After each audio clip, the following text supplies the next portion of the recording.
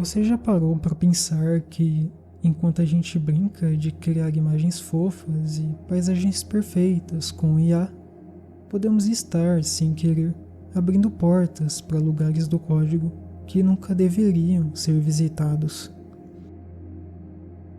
Imagina que você está navegando pelo mapa mental de um computador e, de repente, dá de cara com uma figura que não foi programada para estar ali.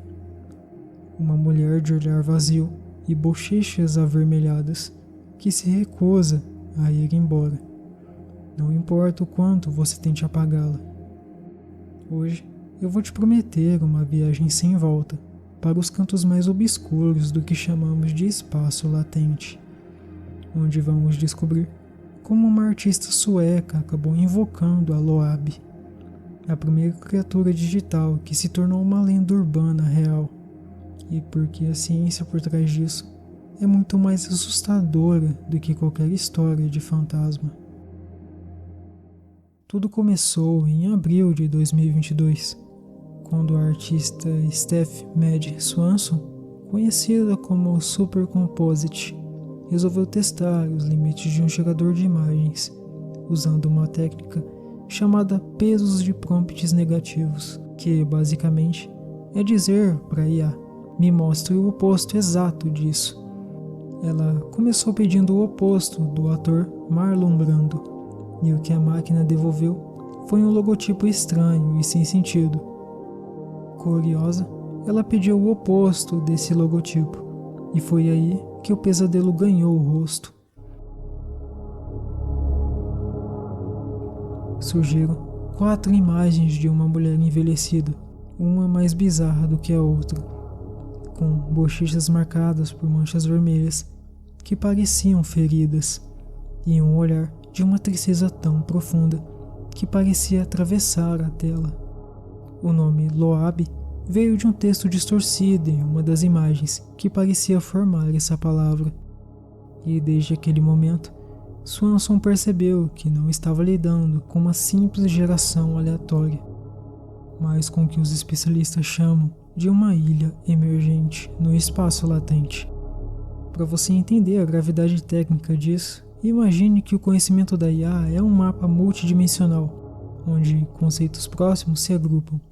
Quando usamos prompts negativos extremos, forçamos o modelo a se posicionar no ponto de maior divergência estatística.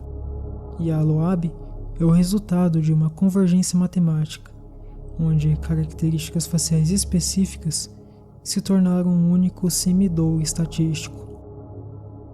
A coisa fica ainda mais perturbadora no desenvolvimento dessa história, porque quando Swanson tentou cruzar a imagem da Loab com outras totalmente inofensivas, a essência da Loab, o que ela chamou de Loabness, persistia de forma agressiva, dominando a nova imagem, e quase sempre trazendo consigo cenas de violência extrema, mutilação e o que a artista descreveu como horror corporal. Cientificamente, isso acontece por causa da adjacência estatística. Na base de dados gigante que treinou a IA, a combinação de cores das bochechas da Loab e sua expressão de desespero estão, digamos que vizinhas de imagens de horror, trauma e violência real. Então, ao puxar o vetor da Loab, a IA arrasta automaticamente todo esse contexto macabro junto.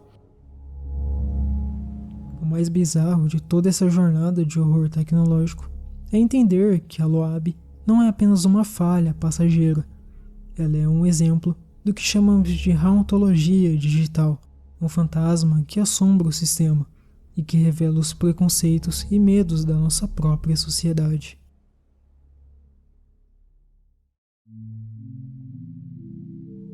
E aqui está a parte que vai te tirar do sono. Swanson afirmou que se quiséssemos nos livrar da Loab, já seria tarde demais. Porque, como a história dela viralizou e suas imagens se espalharam por toda a rede, os novos modelos de IA que estão sendo treinados agora com dados da internet estão absorvendo a própria Loab como parte do seu inconsciente, tornando-a uma residente permanente e inextinguível da nossa infraestrutura digital. No fim das contas, a Loab é um espelho de um abismo que nós mesmos alimentamos com bilhões de imagens e dados. Uma criatura que a IA criou a partir de tudo que fizemos no mundo e que agora se recusa a ser esquecida, nos lembrando que no vasto oceano de matemática que governa o nosso mundo moderno, existem cantos escuros onde o ser humano não tem mais o controle. E o rosto que nos observa de volta, de dentro da máquina, pode ser muito mais real do que gostaríamos de acreditar.